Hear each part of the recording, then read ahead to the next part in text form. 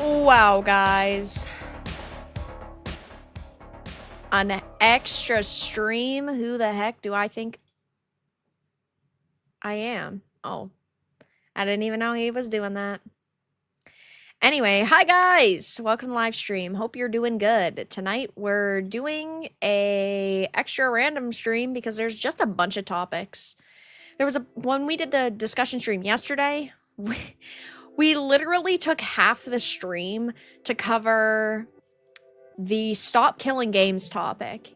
And because that popped up right at the last minute, we didn't get to like half the freaking topics that I expected to actually discuss. So yeah, I thought, you know what? Since there's just like a bunch of random stuff to talk about, and you guys were asking me about a bunch of topics yesterday, I figured me and Bilbo would, let's just be honest, Bilbo does not work. Bilbo doesn't even know what the word work means, except for when he's setting me to work. But I thought that we would just do another little discussion stream, a random Friday stream. I know, I never do Friday. Well, I guess it's been more normal lately because there's just been so many random topics over the past like a month to talk about. Last month we did like, I think 2 Friday streams. Insane. But like, I don't know. Sure, I could just wait to talk about them over the course of the next million weeks, but that's just not cool. So yeah, we're doing an extra random stream. Bilbo is a DEI hire. Bilbo is the DEI hire. I'm gonna be so sad when Hollywood race swaps Bilbo, because Bilbo's a nice guy, but he's a ginger, so we know how that goes. But yeah, we have a lot of random stuff to talk about. Lots of news about Ghost of Yotei.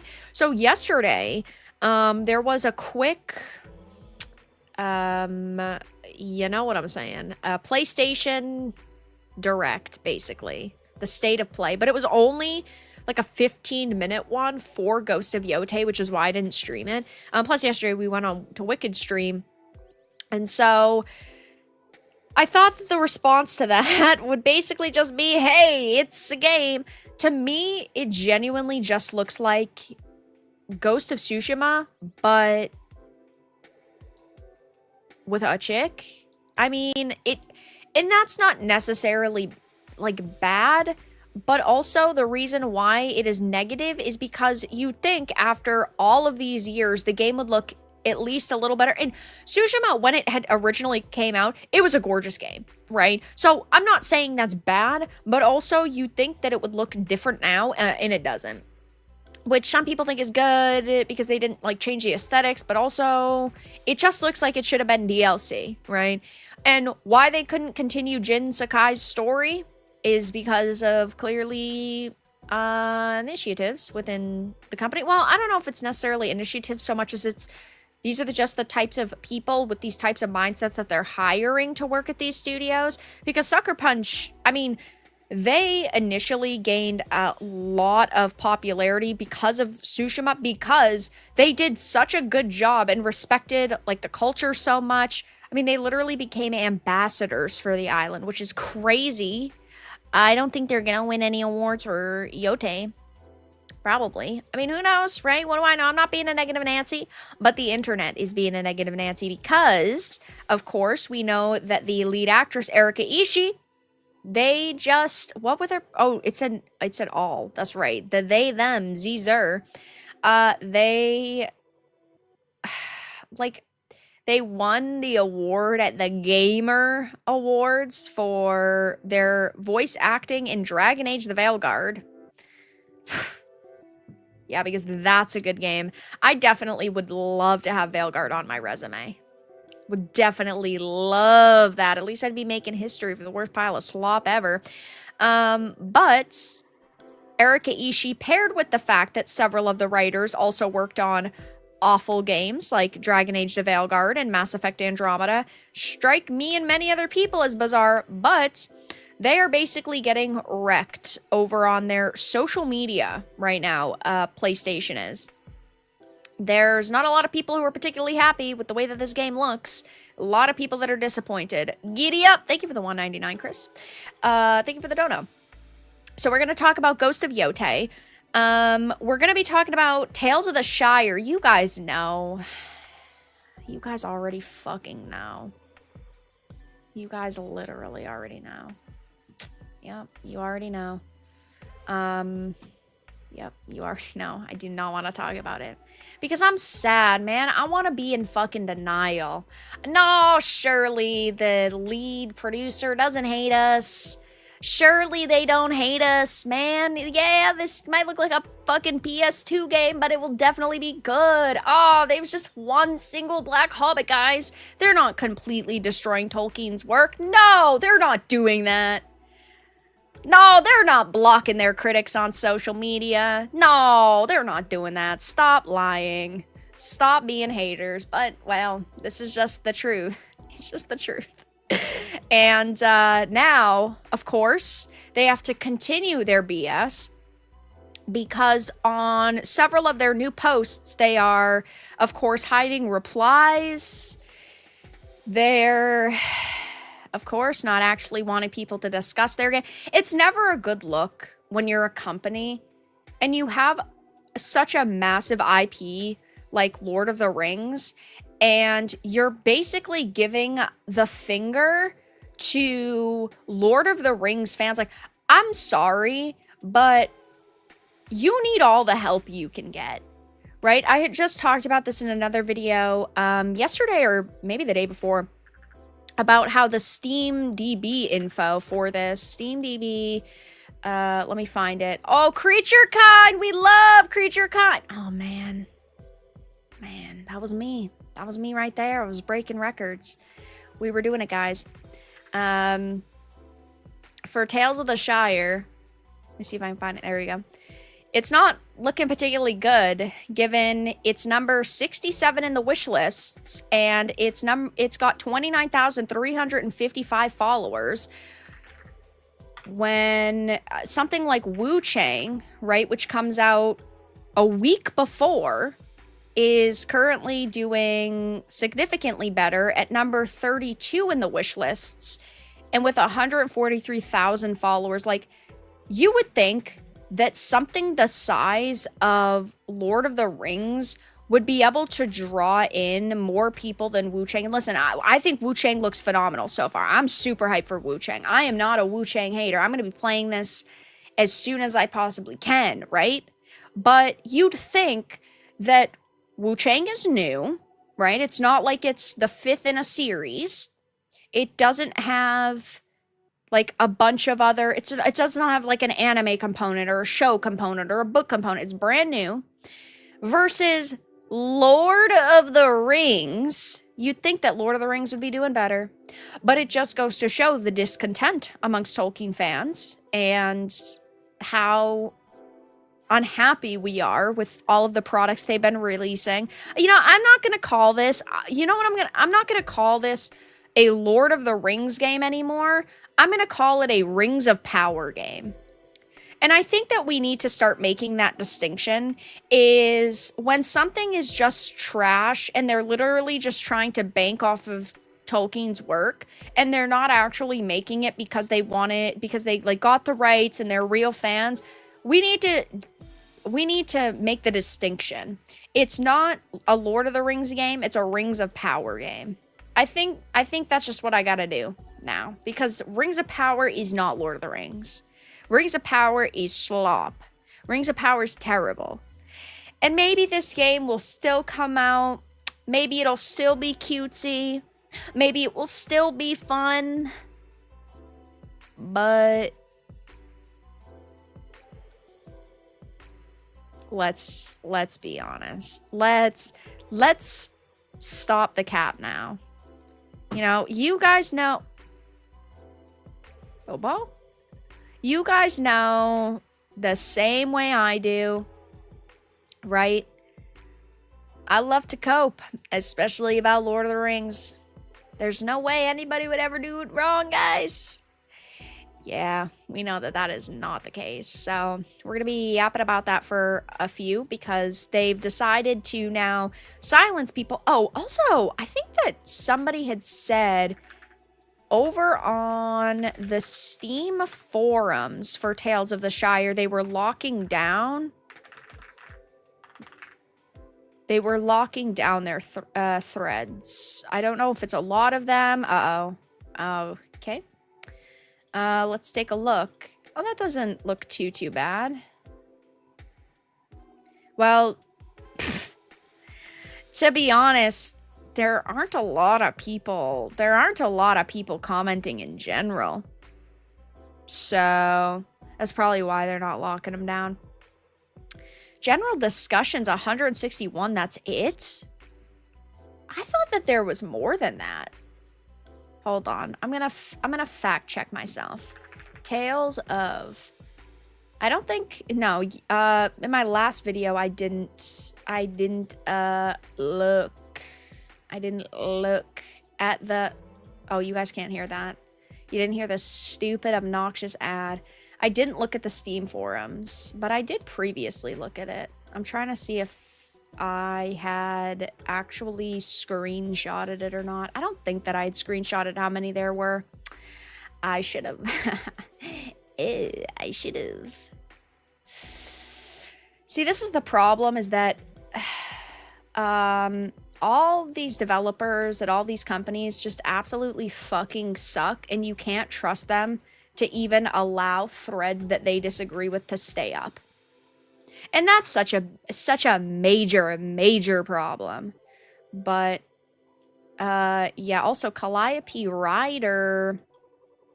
Man, this woke BS discourse about games. That's by Space Ghost. But yeah, we'll talk about Tales of the Shire a little bit. We'll look at the social we'll look at the not social media, but we'll take a look at the Steam forums as well. Nexus, thank you for the 5. Oh, also, quick word. You guys remember, I think it was in last week's discussion stream, I had talked about Nexus Man. I talked about the new Nexus mods owner had initially reached out to me and was like, yeah, yo, we appreciate your due diligence and all that, and feel free to send us a DM.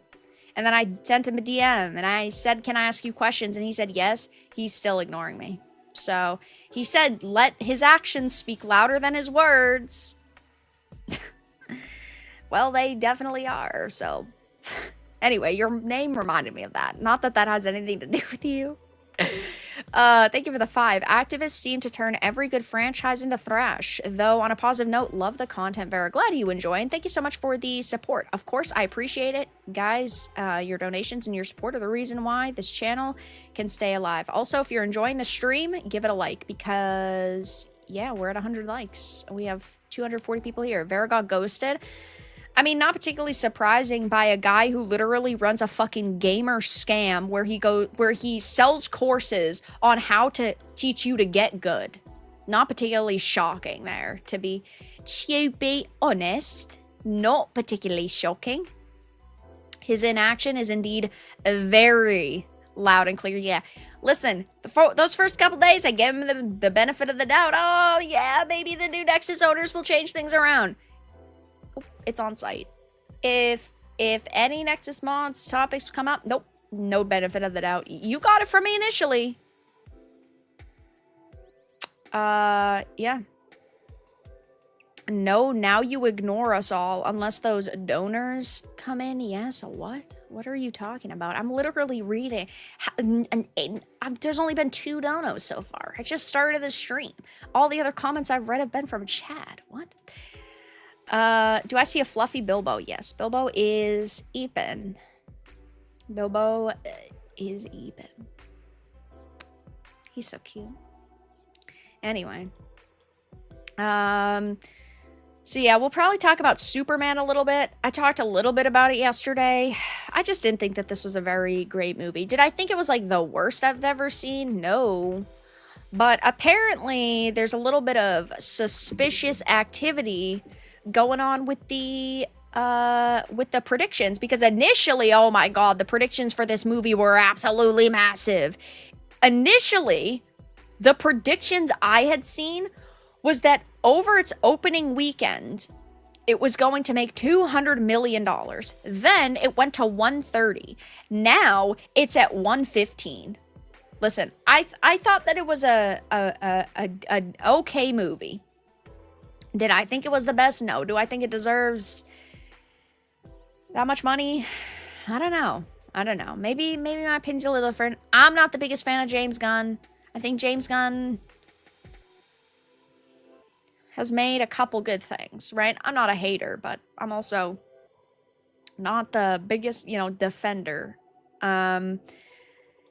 Apparently, though, there are people who like this, which is cool. I do not think it deserves even close to the scores that it's getting on, like, Rotten Tomatoes and IMDb and stuff. Absolutely no fucking shot. But this is a problem that has been going on for a long time now, is that studios will say an initial number, and then those studios will continue to change numbers, or the analytic firms that promote a certain number, they'll just keep, obviously lowering it because their predictions change. But this is why I don't really talk about estimates, because estimates, yeah, if for several weeks they hold steady, then I'll talk about them before a launch. But typically they don't stay steady, which is for most, or which is the reason why most of the time I don't discuss them, because they're not steady. What's good, my bigots? We are bigots. Oh, that reminds me, Chris. Here, let me bring it up, Chris. Listen. Let me find this comment real quick. Let me find it. Hold on. Hopefully they didn't delete it. Let me see. Man, I don't see it. Did they delete it? I didn't delete it. I responded to it. Oh, here it is. Chris, here. I'll bring it up for you. Somebody was very mad at me yesterday after the stream ended. Oh, shut up, stupid bitch. Nobody cares about breaking down the patriarchy. You guys are irrelevant bozos. Somebody was very mad at me that I said I was gonna, because yesterday I said, oh, banned to your donation, and they were very mad at me. They were, in fact, very mad at me. I'll read it real quick. Hold on. I thought this was very, very, very funny. I was gonna say I didn't delete it. Vera, I hope this is an unfunny joke from you. To ban someone just because you don't understand what he writes isn't a ban reason. It just makes you look arrogant. Apart from that, I have the same opinion as you in this video. Chris, I'm genuinely sorry for saying I was gonna ban you. I did respond though saying that if I was gonna ban you, every time I said I was gonna ban you, you would have been banned 8,000 times, so. Yeah. Who got banned? Chris. I banned Chris. You should be banned. Poor Chris. I thought that was funny. Just, I don't know why that popped into my head. But, yeah, talking about Superman, I guess really, really quick. Apparently now, with these estimates, this movie is going to make less than Man of Steel. Because in 2013, Man of Steel earned $128 million in its opening weekend, which is crazy. Listen, you guys know, I liked Man of Steel. Did I think Man of Steel was like the best movie ever? No. But also, I liked Man of Steel more than I like this. Because I like David as Superman, and I liked some of the characters that they chose. I felt that they just sacrificed plot for cool explosions and visuals. Like, one thing that really irked me about Superman, and spoiler alert, well, it's not necessarily a spoiler, but I guess technically it could be seen as a spoiler. All of the people in Metropolis are absolutely brain dead. because, like, this scene right here, this one image that you've seen in the promo material, there will be kaijus, there will be explosions, there will be villains. Everybody's just standing around recording with their phones. Everyone's just standing around literally all the time. Like, that kid was just standing in the middle of this street. Nobody felt a sense of, like, urgency. No survival instincts at all whatsoever, which drove me bonkers because clearly it's just a plot device. Everybody's fucking stupid in this movie so that, ooh, Superman has to fly around more than he would have because he has to save this kid. It's not like, I don't know, the concrete was broken up and this kid tripped over the concrete. No, she literally just stands there. It's clearly because they wanted more plot, because they wanted to have people like Superman go around and save more people. Drove me bonkers. People are getting dumber and dumber, not just Americans. True, but we're talking about like a 6-year-old here. We're not talking about like, I don't know, a 28-year-old TikToker. We're talking about like a 6-year-old. You'd think a 6-year-old would be scared. But everybody is that way. There's not one person ever running off. Yeah, bothered me. Anyway, it says, oh, jeez. Here we go. Here we go. I haven't even read this article yet. I just saw it because I saw this post. Is the MAGA sentiment hurting this movie? What do you mean, the MAGA sentiment? What does that literally even mean in regards to this? The notion is no. According to box-office.org intelligence, red county theaters average 33% of the weekend box office for PG-13 family adventure movies, while blue counties average 61%. Okay.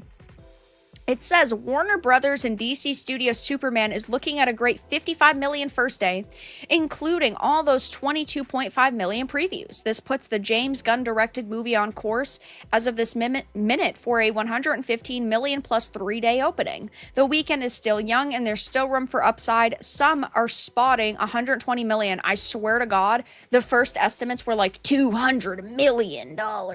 Maybe they meant worldwide, because this is domestic. But they were over 130, and now they're 115 million. Now, if it will hit that, who knows? I would assume so, right? Because the previews were 55. What is he doing? Bilbo? Stays completely still. See, whenever I say his name, he's still. He is a statue. What is he doing? He was moving around, and then I said his name. Now, nothing. Oh, back to sleep. Okay. It says, with the major studios crying over fewer moviegoers watching their trailers, here's some great news. Intelligence reports that the in-theater run of Superman's trailer reached 95.7 million moviegoers, aided by prominent placement on Warner Brothers and Legendary's A Minecraft Movie. Kudos to Warner's for running a great in-theater marketing campaign.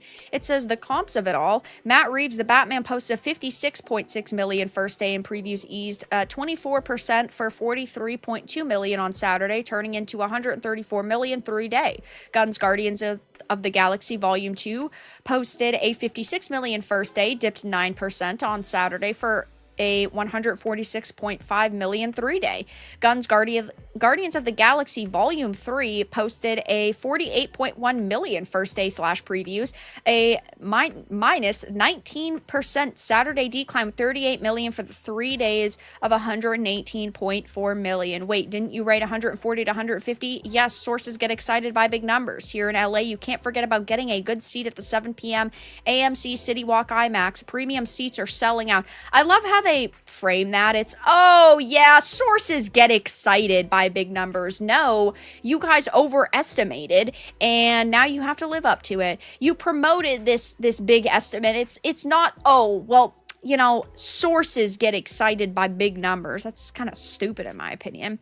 Paul, thank you for the 6 months. If Gunn had kept his mouth shut, it would hit the 200 million.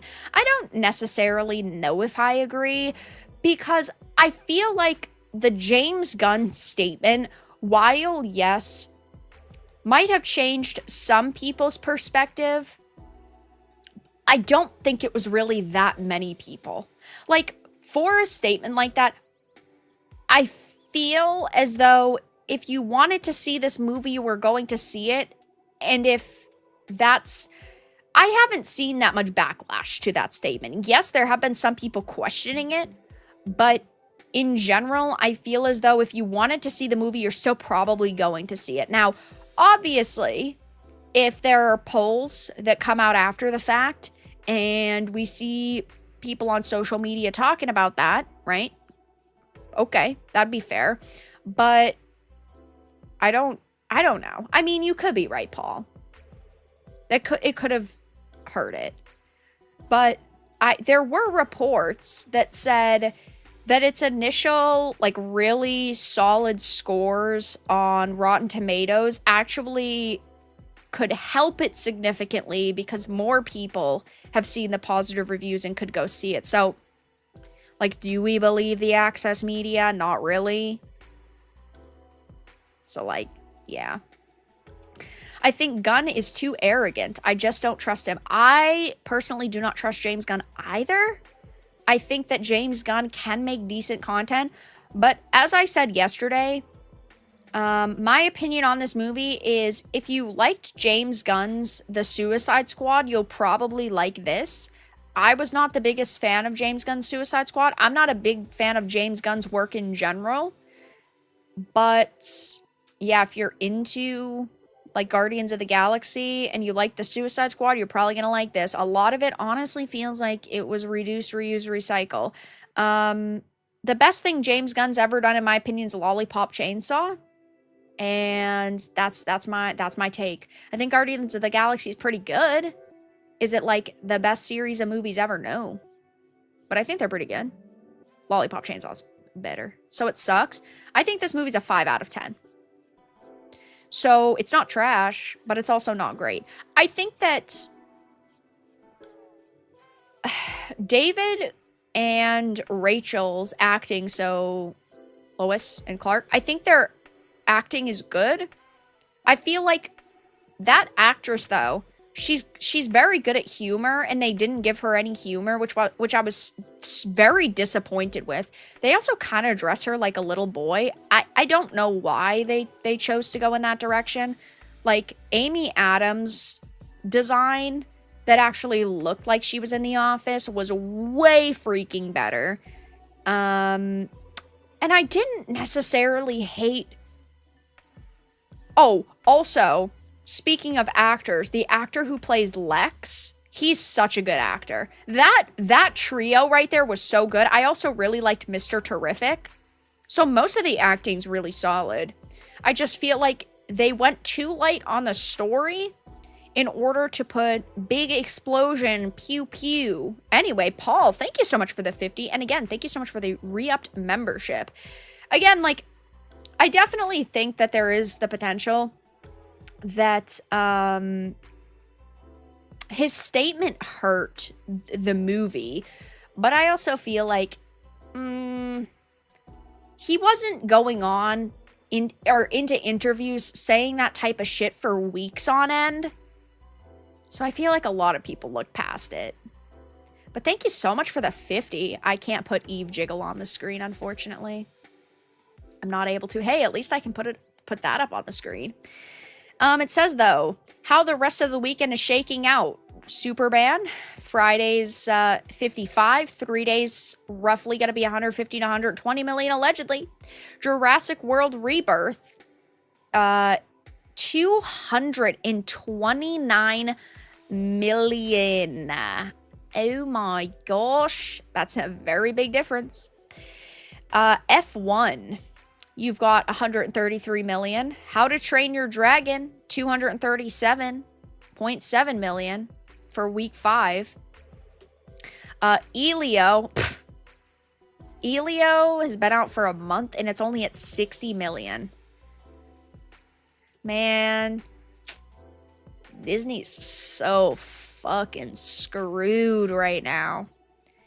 And it says Warner Brothers is seeing 22.5 million all in for previews for James Gunn's Superman. Not only is that still the best previews year to date and a record for James Gunn, but it's higher than the previews for 2023's Barbie and ahead of all the previews for Matt Reeves' The Batman. Well, we don't know if it will end up opening higher than Batman because Batman was 134 million. If this is 115 to 120, then that is pretty, that is significantly different. But over on social media, people are kind of wrecking Deadline, saying, what happened to the 200 million? See, I knew I wasn't crazy. I knew I wasn't. Well, let's keep it a buck, guys. We all know the truth. We all know I'm fucking crazy, but that's not the point, okay? In this instance, about these numbers, I knew I wasn't crazy. Tales of the Shire is the coolest game. We should do, you know what? I'm not even gonna give us the idea. I was gonna say an anti, just a straight up anti, just the straight awards, but then. I mean, but then they'd sit here and say, well, you know, you guys are bigots. We're already bigots. There's no new title they could come up with for us, so, like, what would the point even be? You know, if we're trying to stir the pot, the pot can't be stirred anymore because we've already been called every fucking label in the book. It would be funny, though. The projections for this movie have been all over the place. Feels like damage control. I feel like what happens more and more often now, and this is another reason why I don't really like to talk about predictions, is that you have 5 different analytic firms who all say different things, so the Access Media can push the numbers that best fit their narrative. Like, you'll have one that says 100, one that says 120, one that says 150, one that says 200, and then whatever the numbers end up being, they could say, well, technically this was the number that the analysts were saying. It just feels so, it feels so fucking rigged. But then again, so does most media news at this point. The Merit Awards. Damn, that's a good name. I'm gonna steal that. I'm gonna steal that. Thank you. Hey, at least you're getting the shout out now for it, right? I'll send your $2 paycheck at the mail. I think Saturday and Sunday should have been strong. This would be considered good. I don't know. 135 million. So curious if it will top Man of Steel. Don't believe it will. I thought it was over 130. What happened? And people doing the evil emojis. From 140 to 150 to now 115 million. I think someone knows sales are slowing badly over the weekend. Even Batman did 134 million, so that's a bad draw. Yeah, because Batman's better. Sorry. I don't want to piss everybody off. Batman's a better character. I'm sorry. I'm sorry. Hey, don't shoot the messenger. I'm just telling the truth. Telling the truth as God intended it to be. Batman's a better character. Yeah, I know. They're close. They're close. Just not close enough. So yeah, Superman critically is doing really well. The critics are saying it's good. Audiences are kind of divided on it. There are some people who either love it or hate it. Very few people like me who are kind of in the middle. I know Wicked also had told me that she thought it was kind of in the middle. And she didn't hate it. Like, we both thought that it was going to be terrible. We were talking before yesterday's stream. We're like, this is going to be bad. But according to the numbers, they might be slowing down significantly. So we'll see. But yeah, that's the Superman topic. I just wanted to touch on that really quickly. Because, well, you never really know. So we'll talk about Yotei next. Why the heck not? Batman's better. Yeah, Superman's boring. Whoa. Wait. I didn't say that. I didn't say Superman was boring. I said Batman is a better character. Close. They're close. They're close. But Batman is better. I didn't say Superman's boring. I think that Superman is just a much more predictable character, whereas Batman claims he doesn't kill people, and then he fucking batarangs them and punches them in the face 80 times and then pushes them off a fucking cliff and says he still had a pulse when I got my hands taken off of him. He's still had a pulse when he fell off that cliff. Now, he doesn't... okay, statistically, if they're not dead by the time he's done with them, I bet like 85% of them die in the hospital 2 days later. His hands are clean of that, though. He died because the hospital sucked at their jobs. Come on now. Stop the fucking cap, Batman. We know that like 85% of the guys you beat up are dead in 2 days. 48 hours, it's done. Anyway. Hey, that's why I like Batman. Technically, he doesn't kill anybody. Technically. Now, if somebody dies because of his actions, that's different.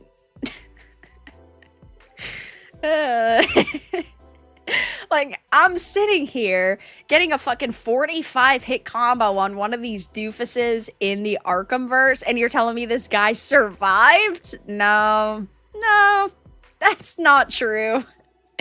I know better than anyone. Oh, speaking of Batman, did you guys hear? You guys didn't hear, because that's why I'm here on YouTube. If you guys heard, right, and you've already formed your own opinion, I wouldn't be here. Let me find this real quick. Oh my god, this pisses me off so bad. Everything regarding Warner Brothers games genuinely it doesn't exist anymore.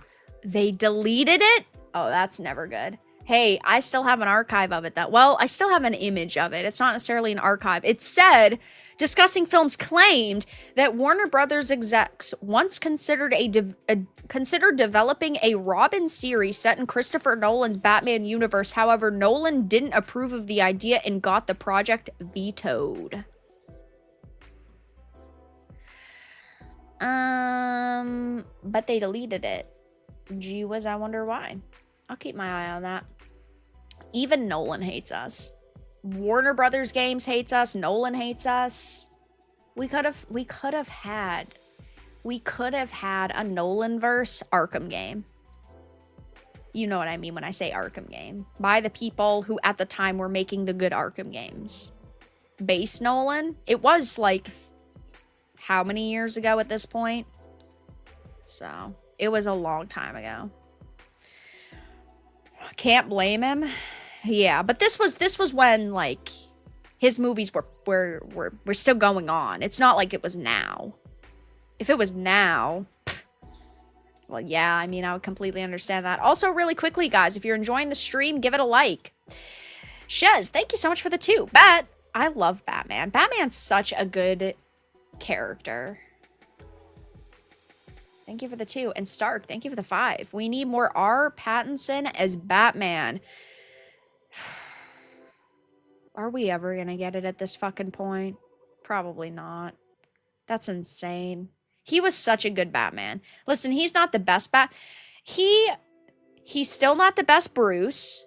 The best Bruce is still Bale. But the best Batman live action was Pattinson. He was good. He was real good. But now he's gonna be like fucking 60 by the time these movies are done. If they continue with this schedule. So are we ever gonna get it? Probably not. But yeah, I mean, I absolutely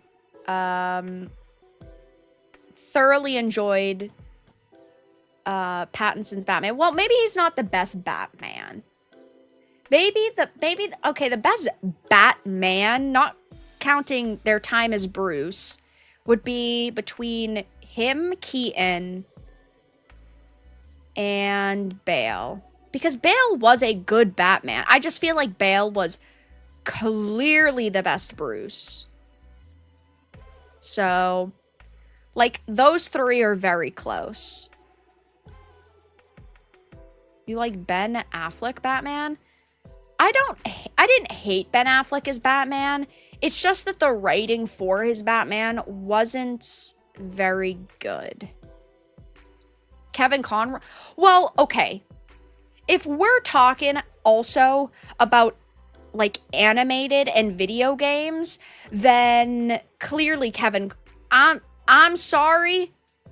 Kevin Conroy sweeps. Kevin Conroy as the Arkham, you guys know I'm obsessed with the Arkhamverse. So Kevin Conroy is my favorite. But I was just talking about live actions. Clooney was the worst by far though. Yeah. But Kevin Conroy is the best out of all of them if we're also counting video games too. So yeah. Yeah, Conroy was the definitive Batman, in my opinion. I'm genuinely so heartbroken that his last time in... Oh my god, I just realized. His last performance in a video game wasn't Kill the Justice League, it was Multiverses. And both those games are dead. That's just not alright. That is not okay. It's Kill the Justice League didn't happen. It did not happen. It's not canon. Kill the Justice League was a figment of our imagination. Conroy was an amazing Batman. I absolutely loved him. So, yeah. Completely forgot about Suicide Squad. Kill the Justice League. Yeah. I wish, I wish that I could forget about Suicide Squad Kill the Justice League. I genuinely try to, but it infuriated me so much that I can't forget about it. Because every time I try to forget about it, I have to remember it. Anyway, Jupe, thank you so much for the 5. Hi, Vera. Have you heard of Powered Toast Man? Ren and Stimpy? Yes. Thank you for the 5, though. Much appreciated. Thank you. We miss you, Kevin Conroy. Such a good actor. Such a good actor. Such a good Batman. Heartbreaking. R.I.P. But guys, it's time to talk about Ghost of Yotei. So obviously Ghost of Yotei has faced quite a bit of backlash already. It doesn't even come out for a couple more months. I don't remember the exact date, but it does come out in October. I think it's like October 2nd, 3rd, something around there. Beginning of October. And it's already faced quite a bit of backlash, primarily because of the lead actress. Sorry, every time he moves, we're all fascinated by him. Like, what he doing? Hi! Hello! Oh, hello. Hi! I don't have treats. Okay. Anyway. It's always the glare with him. The game has already faced quite a bit of backlash because of the lead actress. Erika Ishii, I actually haven't, like, consumed a lot of content with her in it. And I know that, obviously, the most controversial and the one that people would remember the most because it was recent was Dragon Age Veilguard. Erika Ishii was the Rook voice actress, whatever they want to call themselves. I'm just going to say she. She was Rook, which, of course, terrible game. Game we all want to wipe from our memory as well. Can't believe I sat through that shit for like 30 hours. And now she is the lead of Ghost of Yotei. Does that necessarily mean that Ghost of Yotei is going to be bad? No.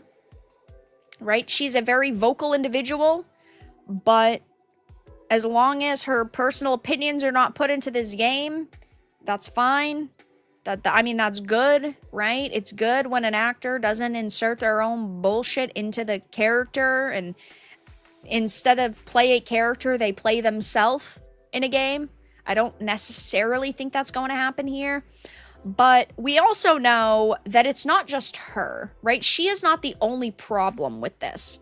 Because the Ghost of Yotei fan concerns had increased because the game writers also had worked on Dragon Age the Veilguard and Mass Effect Andromeda, which is such a major red flag because I have this sneaking suspicion that she had met these writers when they were working on Dragon Age the Veilguard, and that's why she got hired. Now, is that the case? I don't necessarily know, but when you're going from one slop pile to another slop pile, and we see how terribly the first slop pile failed, well, I'm cautious about the second slop pile. Zippos, thank you so much for the 10. Good evening, Vera, and everyone. Hope you're doing good. I had to research myself, and no doubt Erika Ishii is modeled in the VA for the female protagonist. Yep, they had confirmed that a couple of months ago, which, I mean, definitely is questionable. I'll stick to Jin from the original. Yeah, there's no reason why they couldn't continue Jin's story. And I mean, I said it from the beginning, right? Sure, it wasn't like they left you on a massive cliffhanger and you 100% needed the next game to be it. But also, it made more sense to have this game be Jin. It's just that they wanted to clearly get away from Jin Sakai because he's a man. And they wanted a woman. And I think that's fucking stupid. Now, will she be a well-written character? Maybe. But when you find out that the writers worked on absolute trash like Dragon Age the Veilguard and Mass Effect Andromeda, like, red flag, red flag. But again, Zippos, thank you so much for the 10. Much appreciated. I had talked about this, of course, a couple of months ago. Sucker Punch's upcoming Ghost of Yotei is already facing serious backlash, and now new details have emerged that only add fuel to the fire. According to IMDb, the game's writers include John Dumbrow and Courtney Woods, both of whom worked on Dragon Age the Veilguard, a game widely criticized for prioritizing identity politics over compelling stories. You guys know I love to be the person to give things the benefit of the doubt. I love to say, maybe people have changed. You guys know. You guys know. I try to be nice. Often gets me in trouble. But when you have an actress and multiple writers going from slop to slop to slop, why should I expect their next game to be a masterpiece? You really don't. It's kind of hard to ignore the pattern. With this revelation, concerns that Ghost of Yotei is shaping up to be another woke disaster have only intensified.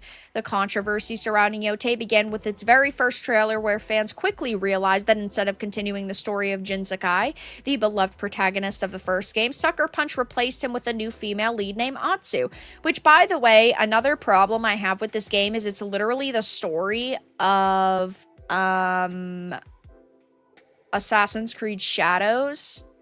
What's her name? You have... Oh, No Way. That's it. It's No Way.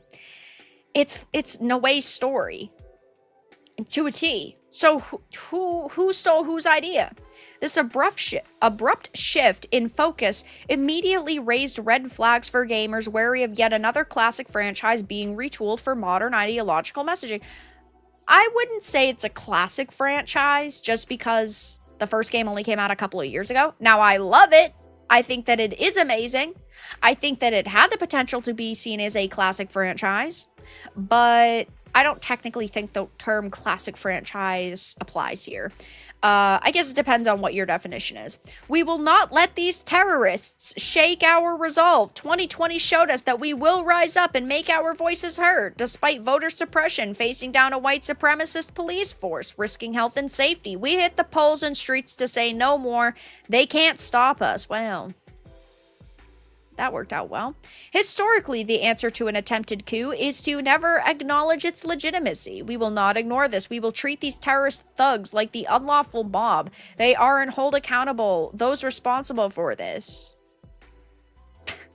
Making matters worse, she's just yapping. Making matters worse in the eyes of many fans, the game's protagonist is played by Erika Ishii, a radical progressive activist known for outspoken comments on gender politics and for verbally attacking law enforcement. Ishii's casting only strengthens the belief that Ghost of Yotei is being designed as a virtue-signaling girl boss narrative rather than a faithful successor to Tsushima. On top of all that, Sucker Punch hired Thomas Hart as its new community manager in April 2024. Hart, formerly of Insomniac Games, has openly defended Sweet Baby Inc., the controversial consulting firm known for injecting divisive identity politics into games. This whole Sweet Baby Inc. controversy is mind-numbingly dumb. Most people have no idea how games are made or what a consultant does. Many don't even care to listen to when someone tries to explain it to them. They would much rather have an other to demonize. Then you, of course, have Courtney Woods. I'm so excited to announce today is my first day as senior staff writer for Sucker Punch. I can't wait to work with and learn from my incredibly talented coworkers. This is a dream come true for me. And this is one of the people who had worked on titles like Andromeda and Anthem and Veilguard, and literally just insert some of the worst games to come out over the past couple of years. And then John Dumbrow was, you know, also another individual who had joined the ranks. Now, maybe this game will come out in a couple of months and it will be a banger. Hey, you guys know I'm more than willing to admit defeat. I'm more than willing to admit my L. I'm more than willing to. I did it today, you know? I said initially, long ago, in a galaxy far, far away, Dragon Age of Veilguard would never win an award. And guess what? It did. It won the game. It won the Game Award of the Year. I know. Hey, I put up my video. I admitted defeat. The 10 modern audience members showed up to vote for their favorite game. But maybe Ghost of Yotei will come out and it'll be good. I want it to be good. Absolutely. But cautiously optimistic. And at this point, I'm personally not even really optimistic. I'm just cautious, given there's so many problems at this point. There's so many red flags. What coup? Did I miss the memo? Yeah, you did. Anyone doubting if this game is woke or not is deluding themselves. Well, none of the content that we've actually seen within the game at this point, judging by the teasers and trailers, none of that content has shown anything that is woke. Now, you would assume, judging by the people who are creating this, there will be something in there. But yeah, I mean, there's nothing, there's no like modern message that we have seen from these trailers yet. I'm hoping that we'll all be wrong. Keep that same energy when it gets 9s across the board. What? Keep that same energy? What same energy? You mean me holding on to my opinion? What happens if my opinion changes? What if I do play it and I think that it's amazing? I'm not just gonna keep saying, oh man, these people did a fucking bad job even if I liked it, because that would be lying. If it ends up coming out and it's good, I'm gonna say, hey, it actually came out and it was good. That's good. Like, what? Veridid, thank you so much for the 20. Let's face it, it will be crap. I know it, you know it, we all know it. But best to travel, hopefully, than to arrive, I guess. Yeah. We all have a very bad feeling. Maybe it will come out and it will be amazing. I love the first game. First game was phenomenal. I hope this second one is just as good. Will it be? Who knows? But thank you so much for the 20. I appreciate it. Zippos, thank you so much for the 10. I don't dislike female protagonists in this game, or the fact they discontinued Jin's journey. I dislike activist female leads in my game. Yeah, I mean, when the game was initially announced, my opinion, and of course my videos and my live streams are still up, I had said, like, I would have loved them to continue Jin's story, because I personally feel that there was still so much that they could have done.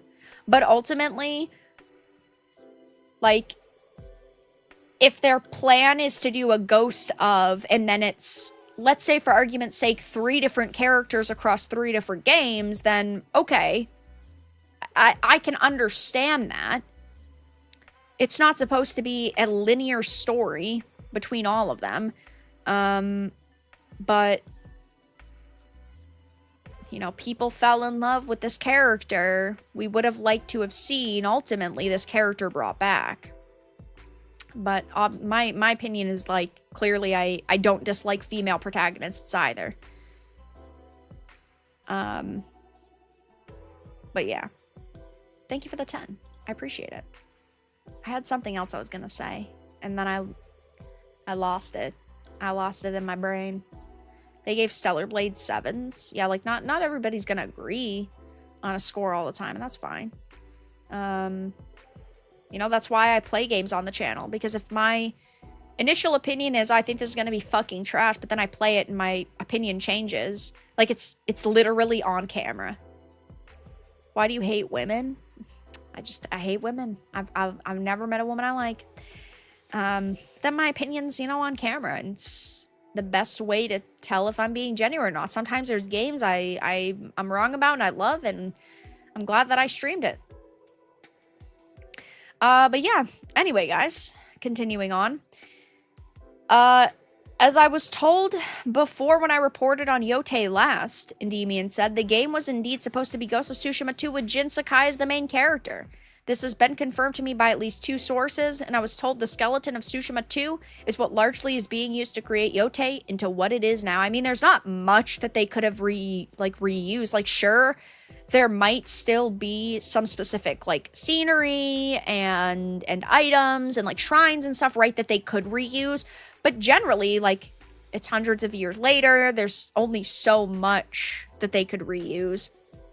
But, of course, they had just done the, like, showcase for it. They had released their premiere on it to show off a little bit more of the game. I generally think the game looks pretty good.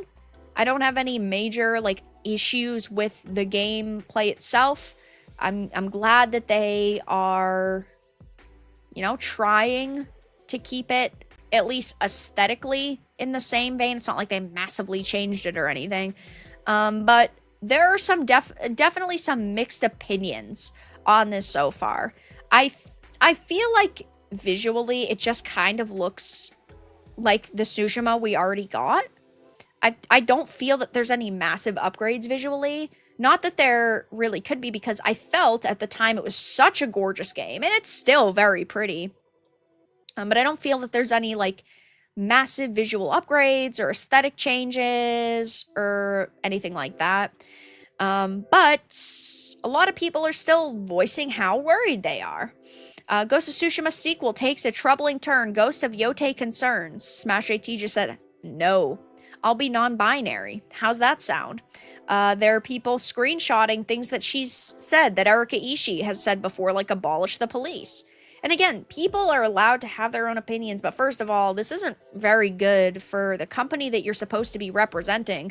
But second of all, again, she's someone who's very vocal, which has me worried about what is going to be said in the game and what this character's, like, dialogue's going to be, and if there's going to be any sort of just, we'll say, self-insertion, right? Her voicing her character as herself instead of as the character. I'm not playing as her.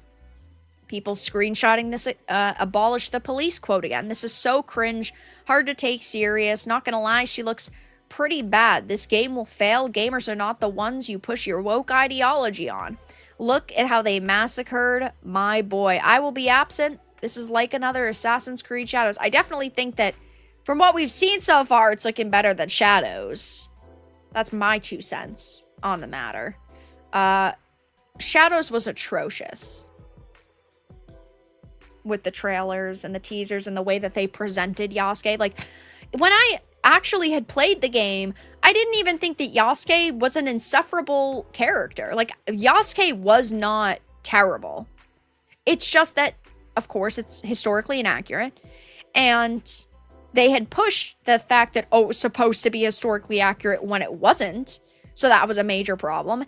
And the way that they presented him in the trailers was, it was like rage bait. It's like they wanted people to be pissed off And we see how that went. I mean, came, we saw, we conquered. Game came and went. Nobody's talking about Assassin's Creed Shadows anymore.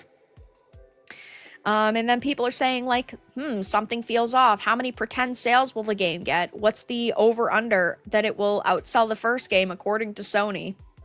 I traded in my PS5, so... yeah, initial response has been less than stellar. We'll see how it is when it finally releases. Let me find the exact release date, actually. Oh, I added an extra R. That's me. It releases officially on October 2nd. Okay, so I was correct. I had said October 2nd or 3rd. Yeah. Yeah, true, Juby. Also, big thing to point out.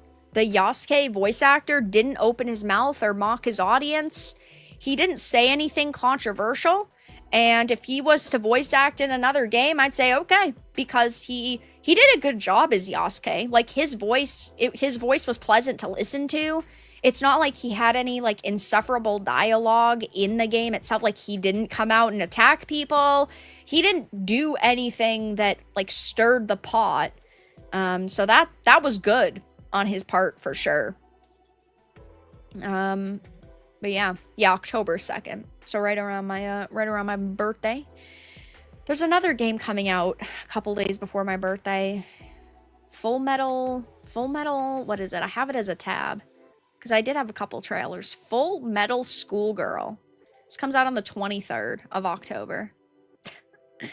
Yeah, we're gonna have to play that, aren't we? Probably my birthday game, or one of them.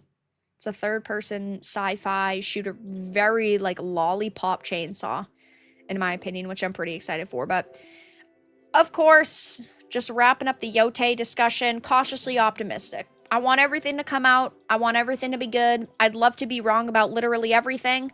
I'd love to say, nope, I was wrong. It's actually a phenomenal game. You guys know, I say it all the fucking time. I'd rather be wrong. And have good games. Wait 1 minute! What is this? We could watch the trailer. I had 2 trailers that I wanted to watch. We could put on this trailer real quick. Give me 2 seconds. It looks very, very good. That was another one too. Okay. Remove that.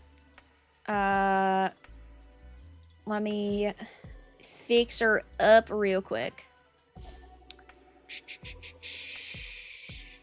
To share audio, share a tab or a screen instead. Hold on 1 second. I have to do this via Microsoft because a Microsoft Edge, it's stupid. It's very stupid. But that's okay. Really quickly, let me do this. Also share audio. Okay, or don't. Oh, there we go. That's good. Really quick, Zippos, thank you so much for the 10. I hope modders mod Wu-Chang or Eve in Yotei, especially Wu-Chang. She's so hot right now. Well, it is only going to be on PlayStation initially, so that's a problem. But modding Wu-Chang or Eve into Yotei would be absolutely awesome. Thank you so much for the 10. Much appreciated. Thank you, thank you. All right, let's watch this really quickly. This was a trailer that, I had as a tab. This game looks like it's going to be very, very fun. You'll have to let me know how the volume is. Okay, that was way too loud, I think. Hey.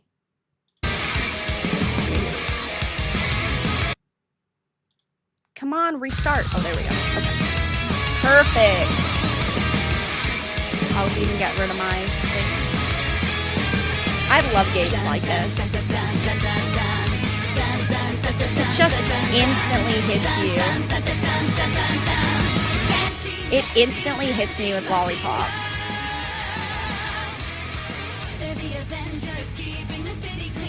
It looks so good.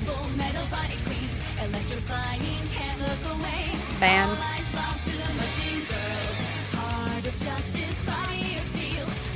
It's so bright and colorful. When was the last time we had a game that was bright and colorful that wasn't bisexual lighting? Something to think about.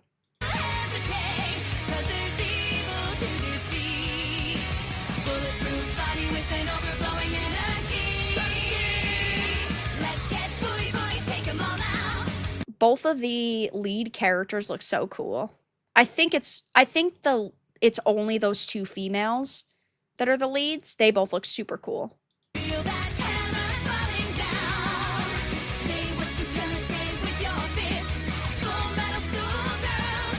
Yeah, those two.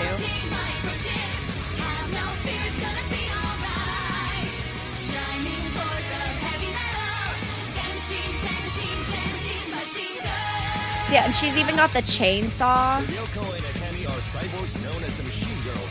They had their bodies remodeled by Dr. Hakase, and well, long story short, they burst into maternal jobs to avenge their father. Wow. Oh.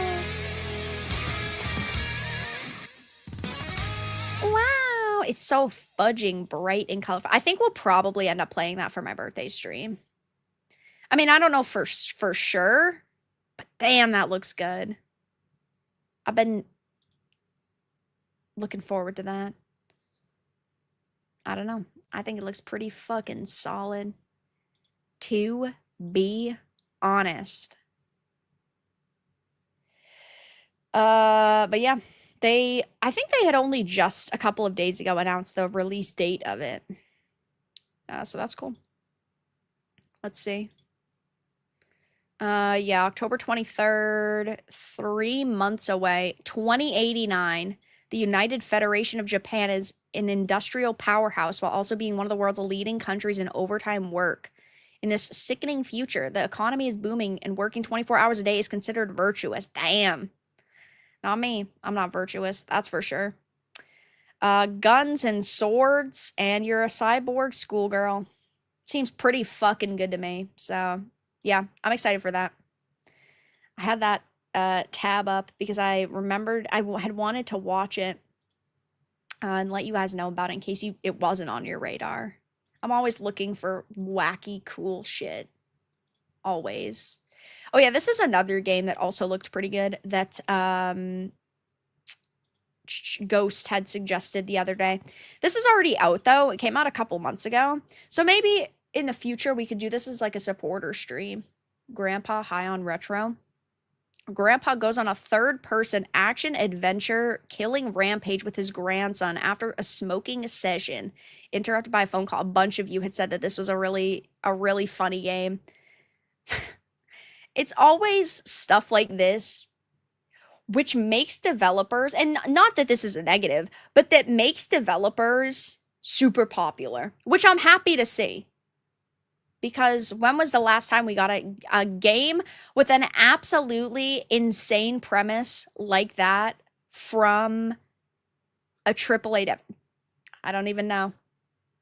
Because Rockstar gave up on games like Bully, right? Which are kind of similar. So, like the last time we got a game like this, I don't even know when it was, from a major company. So that's also on my radar, but that's already out. But yeah, cyborg schoolgirls, definitely super hyped for. Yeah, I guess we watched the trailers really quickly. I think what we'll do is we'll talk about Tales of the Shire next, because there's a little bit to talk about here now that we're done with Yotei. But you know, Yotei, cautiously optimistic about. I hope Yotei comes out. I hope it's a good game. I do not trust companies, though. Skull and Bones was a quadruple A. I don't think we've seen any other company call their game quadruple A after Skull and Bones. I feel like Ubisoft fucked everybody over with that one.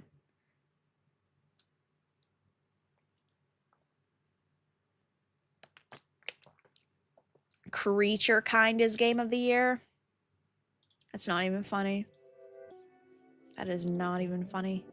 Listen, Creature Kind, it exists, and we did play it. Let's not talk about that game anymore, though. Like, I played it. I gave it a chance. It's good enough, guys. Anyway, time to talk about Tales of the Shire. You guys know I absolutely fucking love Lord of the Rings. I love Tolkien's work. I love Hobbits. I love the Shire. I love cozy games. I love casual games. I mean, Bilbo. Oh, never mind. I was gonna say I have a cat named Bilbo. I don't anymore. I love Lord of the Rings, right? So, a Tales of the Shire game where you've got a cute, cozy farming life sim in the Shire. This should have made $1 billion just off of me. This should have been a banger. But instead they gave us a PS2 DEI game.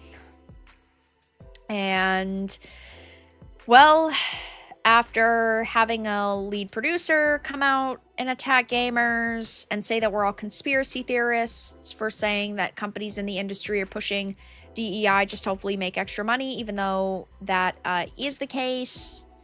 And also seeing them blocking people and silencing people, well, it's only getting worse. It's only getting worse. I love the Resident Evil 4 remake. Did Vera stream it? Yes, I have streamed all of the Resident Evil remakes thus far. I have. Yep. It is up on the channel.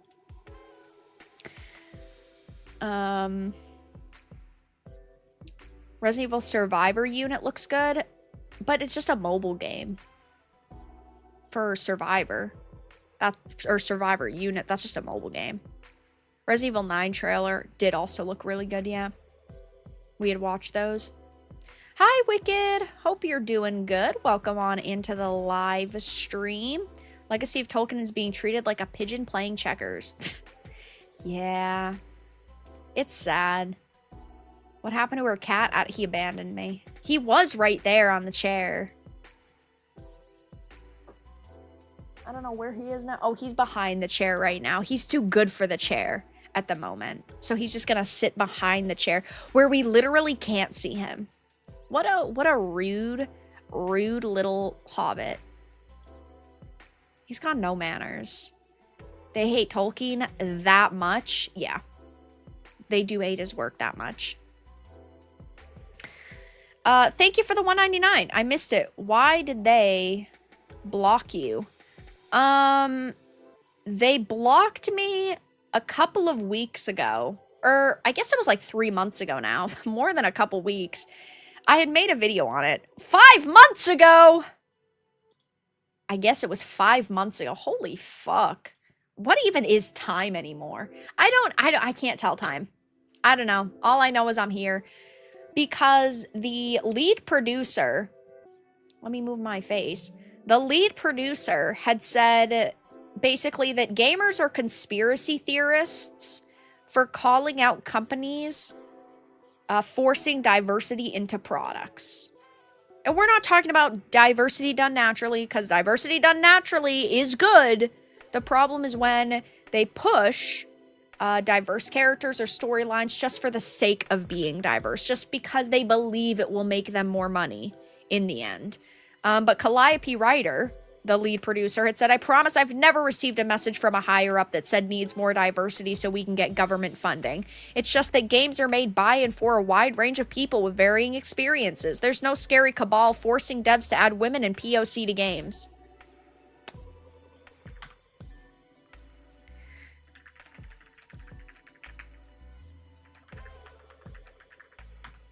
You know what's funny about that is Tales of the Shire, Lord of the Rings game, was consulted on by Sweet Baby Inc., a company that only exists to force DEI narratives into games. So what the fuck is she talking about? And also talking about governments, there have been plenty of games that have been funded by governments and certain organizations where they are required to push certain percentages of people of color or women or anything that falls under diversity, right? And again, diversity when done naturally is fine. It is a good thing. All different sorts of people should be able to be represented in video games, and they should be able to enjoy their time making games or playing games, whatever the case may be. But her statements, very clearly just gaslighting us. And she wanted to basically say that, yeah, we're crazy. We're making shit up, even though that's just not the case. Like, almost every single time I talk about Sweet Baby Inc. or narrative consultancy groups, I have evidence to back up my claims. There are some times, right, where it's a rumor that a Sweet Baby Inc. or a Black Girl Gamers or one of these consultancy groups is working with a certain company, but 9 times out of 10, when I'm talking about these companies or these entities, I'm not just saying, oh, I think based on a rumor. I'm clearly showing off evidence, as I have with games like Dustborn and Cat Park, and in this case, I mean, it's clear as day, right there, black and white, that Sweet Baby Inc. worked on Tales of the Shire. But that's why I got blocked. I could have just said the lead producer was pissed at me, and clearly this lead producer's running the social media. But I had to give the entire explanation. Anyway, of course, we're getting closer to release. Allegedly, this is launching in 3 weeks. I don't think that it's going to. I do not think that this game is actually going to release at this point. We're 3 weeks away. It's supposed to release on the 29th. It still doesn't have pre-orders up on Steam, which is a major freaking red flag, but it's also getting beat out in popularity by so many other games like Wu Chang. And again, I think Wu Chang looks phenomenal. I cannot wait to play Wu Chang. Wu Chang, Wu Chang, Wu Chang. I'm going to be playing the fuck out of that game. We're going to be doing multiple streams, back to back to back to back, long streams playing that. I'm super hyped for it. But Wu Chang Fallen Feathers is the first game in a brand new franchise from a studio people haven't heard of. You would think that Wu Chang Fallen Feathers would have a quarter of the hype that something like Lord of the Rings does. But that's not the case, because Wu Chang is sitting at number 32 in the wish lists and 143,000 followers, when Tales of the Shire is sitting at 67 in the wish lists and only 29,000 followers. That is not good. You would think, with how popular some farming sims and like life sims are, that this cozy Rings of Power game, because that's really what it is it's Rings of Power. It's not Lord of the Rings. You'd think that a cozy game in this universe would do insane. But that's not the case. Wu Chang, she is so hot, right? Meow. She really is. You've got to be kidding me. Thank you for the 10 Zippos. Much appreciated. Thank you, thank you. But that's kind of insane that Wu Chang is beating out Tales of the Shire. But, of course, they cannot just allow people to have their opinions. They can't just let people voice their thoughts on social media, guys. Because what are they doing? They're silencing everybody they don't like. They are shutting down comments on all of their new posts that they do not like. Well, they're not shutting down the comments, but they are removing comments or hiding comments that they do not agree with. Let's check all of them from newest. Okay, so here's the newest post. Black transgender hobbits, no thanks. Like, he's just saying he doesn't want to play this game. Nope, Sweet Baby Inc. detected. I would rather save my money than spend it on propaganda. Why does that deserve to get banned? It's just this person saying, Sweet Baby Inc. detected, they don't want to waste their money. That's it. That's the literal only thing they said. It's not like they're break and toss and they're threatening the lives of developers or anything like that. They're not doing that. So yeah. They're not doing that. They're just saying it's Sweet Baby Inc. They don't like it. They're just trying to give people information. That's, yep, that got hidden. They're allowing all of the positive comments, though. Oh, they actually didn't hide this one. They didn't hide a couple here. I think that what the trend is here, what like the theme is here, is that they're hiding the first initial wave of like negative comments, and they're allowing the rest, right? Because they realize that they can't hide all of them. Wu Chang's gameplay looks as exciting as Wu Chang herself looks beautiful, 100%. I do have a code, guys. I will be playing it early. I'll be streaming it the day before official release. Because the developers are based and the developers are awesome. And yeah, I'll be streaming it 24 hours early. I don't know exactly when that stream will be. It will be the day before though. And it will be, I'll probably do an afternoon stream. We'll probably stream like all day. And we'll just stream Wu Chang. But yeah, it does look like it's going to be a fantastic game. I told you guys that earlier though. But just to let everybody else know that didn't know. Woke Middle Earth, no thanks. Tolkien wouldn't approve. No thanks, I will play something that actually respects the source material. Will there be a Switch 2 version coming? This also annoys me so much. Because you'd think that this would be on the Switch. This would have been a great Switch 2 game. Well, if the game was actually good, it would have been a good Switch 2 game. But I don't think that this is going to be very good. My major, or not the major issue, right? Because I'd love a cozy Shire game. A major issue I have right now with so many developers, and we were actually talking about this in the pre-stream chat, is that developers feel that they can just slap the name or the label cozy onto anything that they didn't want to fully develop. They're like, yeah, this might look like a fucking PS2 game. And we might have removed half the features we initially promised, guys. But it's cozy, okay? We didn't need to flesh out this game anymore because you know what it is? It's cozy. And I love a good cozy game, right? I'm perfectly fine with that. I'm a girl. I'm willing to accept a lot of mediocre in this fucking industry. But, you know, while I would love it to be a good game, developers love to half-ass stuff and then call it cozy because they can. Also, really quick, guys, I just had put the links in chat, but if you're not already subscribed to the second channel, go and subscribe to it. Go ahead over there. It's in the chat. It's in the description. We're over 3K. Looking to get to 4K. So leave a like over there. My latest review is the Lollipop Chainsaw one. Check that out. Link in the description. Sorry, had to self-shill there for a minute. Here's their latest post from the, or one of their latest posts from the 8th. They didn't hide anything on this one.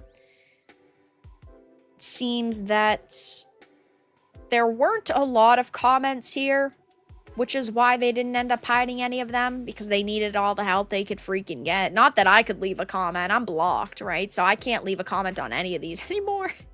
Come on, guys. I'll give you some free attention. I'll give you... Well, I mean, technically, I am giving them some free press right now.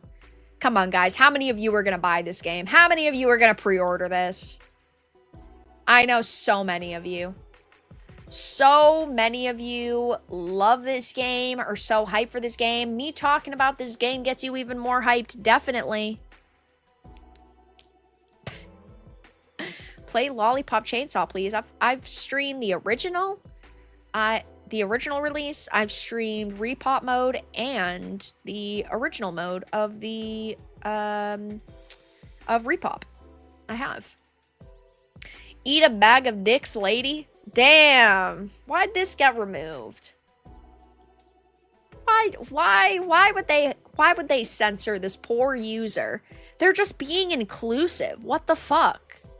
They're just being inclusive. They're saying that ladies can just go and eat bags of dicks. What's the problem with that, huh? Non-binary. And then it just says SBI.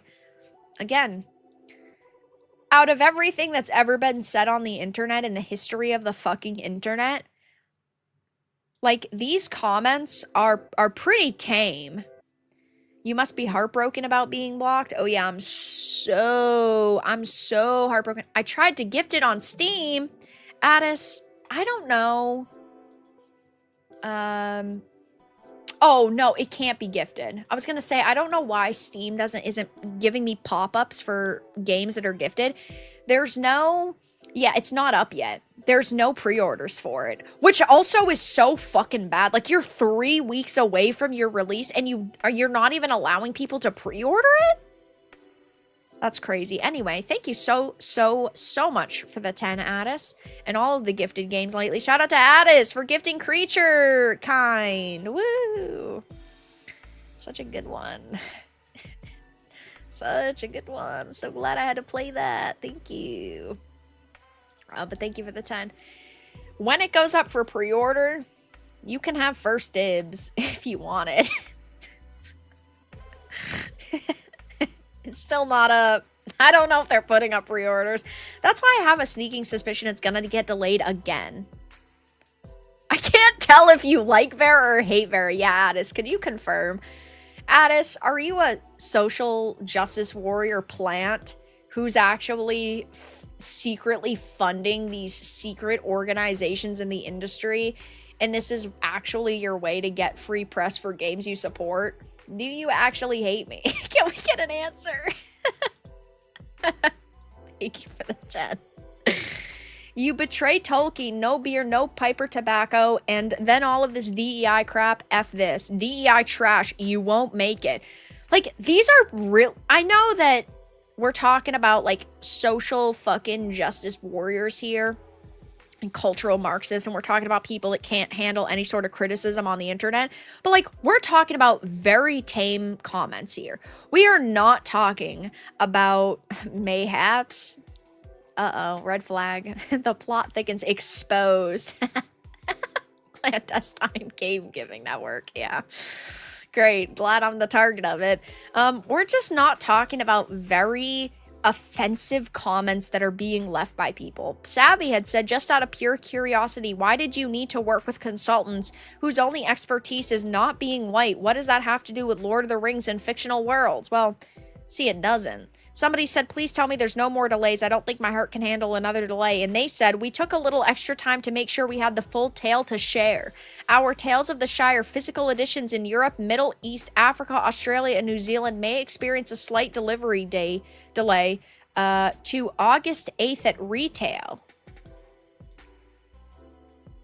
If you pre-ordered a physical edition and are worried about it, there's I am 8-bit. Our digital release is still set for July 29th. This was 20 hours ago, so allegedly, guys, it is still releasing in a couple weeks. Allegedly. I still don't trust them. I still don't believe them. Like, there's no pre-orders up. That just does not sit right with me. So yeah, they're claiming it is. You have completely destroyed your game by flooding it with DEI. Tolkien didn't write anything involving DEI in his novels. As for the female dwarves, ever wonder why Lord of the Rings Online you can play as one? Female dwarves are few in number, making up only about a third of the dwarven race. See, I like where Kitten is going here, but the problem is that we could sit here all damn day and talk about inaccuracies with the source material, but we'd be here all damn day. And these people don't care. These people don't want to listen. These people feel that they are always in the right and that they can do no wrong. So, like, what they're making is just what they're making. And it doesn't matter to them if it's accurate or not. Let's take another look. Clearly, DEI exists. Lead developer, you're a liar and an asshole. Well, that one's a little bit more mean-spirited, guys. Congratulations, idiot, you played yourself. And again, on some of these, they're not hiding comments like SBI detected. But I feel like it's just because they know that initially they can remove a couple. But after that, it's just a losing battle. Like, they'd have to be on social media constantly. Concord Devon chat. What's it like having no job? Was Gollum game not trash enough? The Gollum game was so fucking bad. And then the Gollum game, right as I was about to reach the end of it, it was broken. It broke. That infuriated me so much. That Gollum title was terrible. Well, that Gollum game was so bad that the developers no longer make games. They're just a publisher now. And honestly, good. It's better that they admit defeat and that they say, hey, listen, this just wasn't what we needed to make. This was a bad idea. Than them try to push another game that's a Gollum and another game that's a Gollum and another game that's a Gollum. LOL, Gollum, yeah. It was a thing. Concord's gonna look worse like Expedition 33 if games keep getting worse. Oh, Concord's gonna look like Expedition 33 if games keep getting worse. The only thing Vera enjoyed in the Gollum game was killing that bird. Killing that bird was very nice. I do agree. And then you had, towards the end, that awful section where, like, you were on the carts and you had to jump from cart to cart and kill the enemies. Or no, you had to hide from them. And then it broke, like, 3 times. It was just bad. What even is the Shire game? I've seen it making the rounds lately, but I've never heard of it before this month or so. I've talked about it a couple times on the channel if you want, like, the full TLDR on it. But basically, it is a life sim or a farming sim game set in the Shire. It's supposed to be cozy, like a Stardew Valley, only it seems that it's got like a quarter of the actual, of the features. But basically, you're joining the hobbits and Gandalf and the friendly faces in the Shire, and it's supposed to be nice and cute and cozy, and you're supposed to discover and decorate and, you know, share your corner of Middle-earth. So, it was supposed to be nice. It was supposed to be cozy. You're supposed to go to tend to your garden and fish at the ponds and forage fruits and herbs and cook and trade. Which sounded nice. Maybe this will be a nice game. But they're working with Sweet Baby Inc. And they're disrespecting Tolkien's source material. And the lead producer on social media calls us all conspiracy theorists and gaslight us. And they say that there's no cabal of companies who are forcing DEI narratives into games. And they block us. And they silence us. So, take that as you will. You'd think if the game was actually so amazing, they would just say, hey, listen, we understand that you're criticizing it, and we understand that you're worried, but let us prove you wrong. When was the last time a company said, we'll prove you wrong? And they actually did. I can't even remember a time. Also, guys, really quickly, if you're enjoying the live stream, give it a like. If you're not, give it a dislike. Thank you for being here. I appreciate it, of course. Thank you so much. Let's get to 250 likes. Thank you. But yeah, it's not a particularly good look at this point for anybody affiliated with Tales of the Shire. And that's on top of multiple delays. I believe the game was delayed 3 times. So you also have to consider the delays.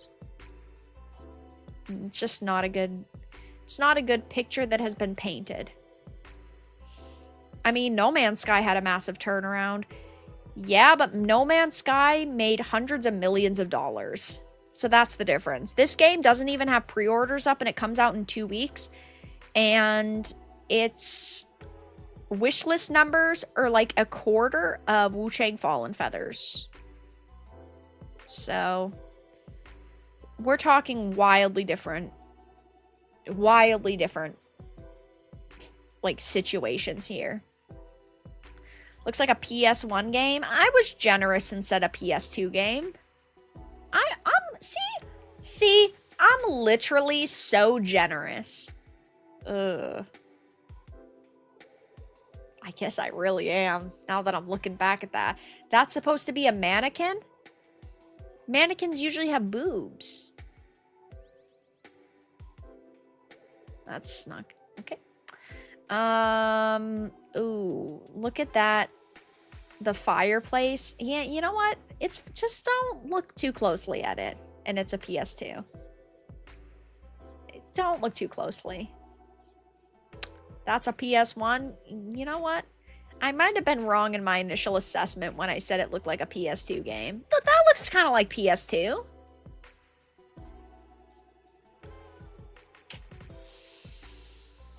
Well, you know what, guys? I tried to be generous. I really did try. Don't say I never did. But yeah, it just strikes me as a game that they wanted to fully flesh out. I mean, even the Hobbit PS2 game looks 100 times better than this. It had so much more flair and pizzazz. I streamed that last year. That's such a good game. But yeah, it's like they got lazy, so they decided to say it was a cozy game so that they didn't have to add more systems, and so they didn't actually have to flesh out the game. Like, look at this concept art. That concept art looks great. So how is it we got to that concept art, from that concept art to this? I don't know. Just sad. Goofy. See, that's nice. But that's it. That's the only nice. The game itself doesn't even look that good. That's literally just more concept art. The concept art looks good. Like, that does not look as rough around the edges. Yeah, I don't know, guys. It's not looking too good. It's not.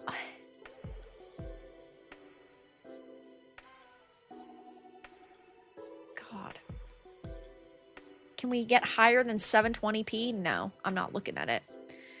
So, yeah. It comes out not even that long of a ways away. It'll be out in just a couple of weeks. Yeah, I'm not impressed. I'm not impressed. I'm not impressed with the way that the game looks, with their response. Also, with them not putting up pre-orders, pretty weird. I'll keep a close eye on their Steam forums, on their general discussions page.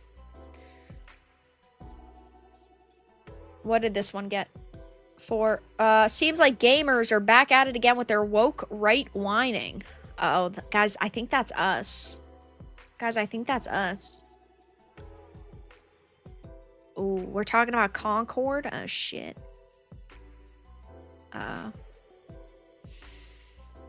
Banned? Okay. Well, that's a major fucking problem. That's right, guys. We're just gonna ban anybody we don't agree with. Mods, ban, I don't know, ban roulette, ban somebody. We need to ban someone right now. Woke right creators and curators like DEI detected signal to their fan base that this game is woke. Their drones swarm the discussions forums to complain about something most actual gamers don't give a fuck about, and people have to keep reporting the posts to clean up the dreck. Honestly, it's like a year and a half at this point with every game the woke right attacks because they are scared of diversity and only want bland sameness. If you don't like the game, you can just ignore it. It's not that hard. See, what's funny about this is literally even the woke individuals are also ignoring these fucking games, given the fact that it's literally only got 29,000 followers right now. So you're saying anyone right-leaning should ignore this game. Motherfucker, even the left-leaning people are ignoring this game. How many copies is this gonna sell? Like 1,000? How much money did they piss down the toilet making this slop? Multiple millions, I would guess. So each copy of said slop will cost companies thousands to hundreds of thousands of dollars to jam unwanted propaganda down your throat. Wonder if they got government money, because this is the only way it would make sense. Looking forward to the layoffs. Honk honk, clown, clown, clown. Everybody here, he literally just said, so like 50 copies and he got banned.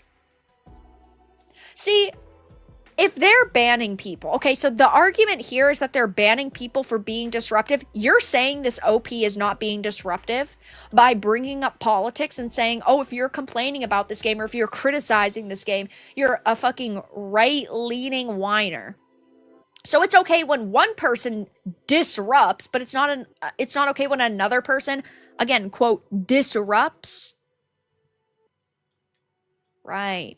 Right, because they are defending you, so it's okay. Classic. It doesn't seem that they're actually doing too much in terms of cleaning up the forums. It just seems that they are, I guess, banning, like, a limited amount of people. Usually it's an all or nothing strategy. Definitely isn't happening right now. Like, they're letting this thread go, which is good, right? Like, oh, well, I guess it is a thread from September. Black Hobbits are actually good for the gaming community. Oh, well, that's why they're allowing it. But see, even here, they're banning people. I really don't understand why anyone would ever have an issue with this. Why are they banning all these people?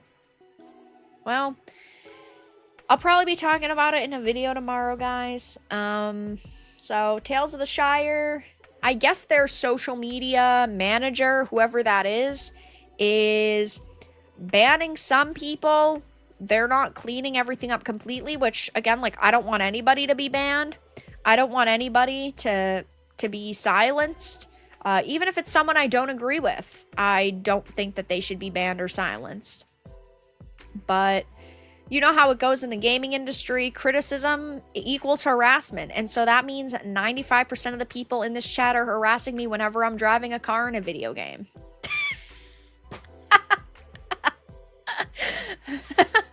Vera, why did you turn into that tree? Why did you drive into that literal pole?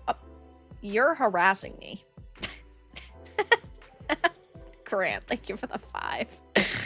No one is forcing this stuff that doesn't sell. It's all happening naturally, despite all the evidence and proof that says otherwise. Now stop noticing. Grant, are you working on the Tales of the Shire social media team? Grant, is there something that you want to admit? Thank you for the 5. I appreciate it. Just got back. How did Vera get banned from their page? From their ex? I criticized the social media manager who was gaslighting us, saying there's no companies in the industry forcing diversity into games. And then I guess she went on their social media and banned me. Or had their social media manager ban me. And this was a couple months ago. I've been banned for a while. I've been blocked for a while. So yeah. You're on the wrong side of the road. Harassment and banned. I never knew Weta had a gaming department. Yeah. They do the props for a lot of movies, but yeah, they did all the props for Lord of the Rings. They also have a webpage where you can buy tons of like dolls and merchandise and stuff, which is really cool. But yeah, they do have a gaming division, and it's not going particularly well for them so far. But yeah, guys, I'll be wrapping up stream in like 10 minutes. Any last topics you want me to hit on? Again, I feel like tonight we've just talked about 3 topics. Like, I gotta start getting through these topics quickly. Oh, Ubisoft, really quick, Ubisoft. So, we found out a couple days ago, 3 Ubisoft chiefs were found guilty of enabling culture of sexual harassment. Ubisoft has laid off 19 more people at Red Storm Entertainment, and Ubisoft, of course, wants gamers to destroy all copies of a game once it goes offline, as if that's gonna work. Oh, hold on, Cage of Corey's here. It's gotta be a dad joke. It is. See, now there's that expectation. Thank you for the 2. Where did Noah store his bees? In the archives. I've heard something like that before. I'm sorry, Corey. Listen, I love a good dad joke. Just not very original. And I swear I'm not laughing at it, even though I've heard something like that before. Thank you for the 2. Much appreciated, damn it. I was trying to hold back the laugh there. Yeah, guys, you paid for something, and these companies are going to rip it away from you, but they also want you to destroy it. Of course. But guys, Ubisoft's such a good company, aren't they? Ubisoft cares about their gamers. It's like the Stop Killing Games 6-page statement yesterday. Guys, these companies care about video game preservation. They definitely care. For sure, they care. Oh, also, FBC Firebreak is Remedy's latest game. I did a video on it, I believe 2 weeks ago, when it had released. Did really poorly. Alan Wake 2 devs, they're doing bad. They're not doing good. but FBC Firebreak is fast becoming a Concord competitor. You know what I think is so fucking funny about this? Is that the Access media was bitching about people calling things Concord competitors. They were so pissed off. And now they're calling it a Concord competitor because they know that it's getting them clicks. And these people are desperate. Hold on. Let me see. Let me fucking see. It was about Marathon, wasn't it? It was Marathon, wasn't it? They were mad that we were calling it a Concord competitor. I know for a fact. I know for a fact. Yes. Please tell me it was the gamer. I don't remember. It might not have been the gamer. It might not have been. Marathon already has something Concord didn't. You just gotta love it, guys. Marathon already has something Concord didn't.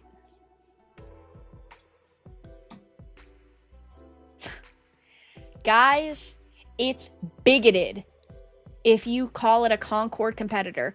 Guys, just because something releases doesn't mean it's a Concord competitor. But we're also going to call something a Concord competitor when it's going to make us money.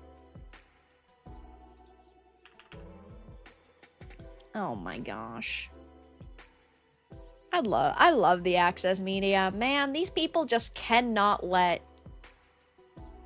their idiocy get in the way of real journalism. Fuck real journalism. Who even needs real journalism at this point? I think that it's so funny. Despite not being very similar to Concord, many have already written off Marathon and are expecting it to fail in the same way. And then they go and they talk about FBC Firebreak, which literally only just came out, and they're saying it's a Concord competitor. That's pretty crazy, though. That this just came... Like, we're talking about Remedy here. Oh, it came out a month ago already? Damn, time flies. It came out June 17th. All-time peak for Alan Wake's developer. Not even 2K. Right now, 40 people online. 1,103 positives and 502 negatives. That's 20,000 followers. Keep in mind, Tales of the Shire has 29,000 followers, so we could probably expect Tales of the Shire to hit 5K. I think that's fair. You know what? I'm going to be so generous and say Tales of the Shire is going to hit 10K on Steam. I'm being generous today. Anyway, guys. I'm going to be wrapping up stream in just a minute or two. If you have any questions, put them in chat. Any comments, put them in chat. This was a random last-minute stream I decided to do just because there was a bunch of topics that I wanted to yap about, and you know how women are. We do be yapping. I will be live again tomorrow evening at 7 p.m. I will be live again tomorrow at 7 p.m. Eastern playing some video games. I'm excited to get back to games. Sometimes it's fun to yap, but the other day when we played a game, we had to play Stupid Creature Kind. We were playing as a furry activist. Yesterday, discussion stream. Today, discussion stream. So, this weekend, we'll be back to games, which I'm super hyped for. I have little hope for Yotei. Yeah, I also have little hope for Yotei. I want it to be good. I want everything to be good. But also, I don't trust developers anymore. I really don't. A furry activist. What happened to our timeline? I know. We're a furry activist fighting against environmentalism. Clint, thank you for the 2. Always enjoy a random Friday yap. Thanks. Thank you so much for the donations and the support. Of course, I really do appreciate it. Yeah, I always have fun hanging out and yapping, so I thought, you know what? We might as well. Also, guys, thank you for helping hit the goal. I appreciate it. On the StreamYard dashboard, it doesn't tell me when we hit a goal, so I didn't even realize that we hit it. But I appreciate it nonetheless. But yeah. Vera, how do you respond on the accusations of you being a woman with pretty hair? I'd say, what is a woman? That's a good answer, right? I just won some social credit score points with that, I hope. Earth flat or round? I think Earth is more of a squoval, to be honest. That's just my take. Did I miss any Yotei stuff? We had talked about Yotei. It was the second topic we discussed. Probably about 40 minutes into the stream, I talked about Yotei. I did. I expect Yotei to sell lots. Whether it will be profitable is another story. I agree. I think that it will sell because people remember the first Ghost game, and it was good. And I don't know how it will actually do overall. I don't know what the overall picture will be, but only time will tell. But yeah, guys, thank you so much for being here tonight. Of course, I do appreciate it. Check out the links in the description. Follow me on social media. Join the Discord if you are not already a part of it. I will be live again tomorrow at 7 p.m. Eastern. I think I have to put up the stream still. I think we will be playing Liza P. I think I want to try to get done Liza P. So yeah, and if you're curious to know what my Overture review was, I did put that up a couple of days ago over on the review channel. Go and check that out. Go and subscribe if you're not already. And I don't know what else we're going to play. I really do not want to go back to Death Stranding 2. I really don't want to. I mean, I think we technically only have like 2 streams left of it, so we could finish it. It is good to finish games. Can we deal with that though? Can we all mentally get through it? I don't know. Don't ask me. I'm just here pretending to play video games. But yeah, on your way out, make sure to leave a like. I'm hoping it can hit 300. Thank you all so much for being here the past few hours. Thank you so much for your donations, for your support, for your viewership. Of course, you guys keep this channel alive. I'm here to hang out with you. And I love yapping. So Bilbo's not gonna wave goodbye. But yeah, links in the description. Thank you so much for being here. Check out today's videos if you haven't already seen them. Thank you for being here. Thank you for hanging out. Thank you for stopping by. And have a very fantastic rest of your evening, everyone.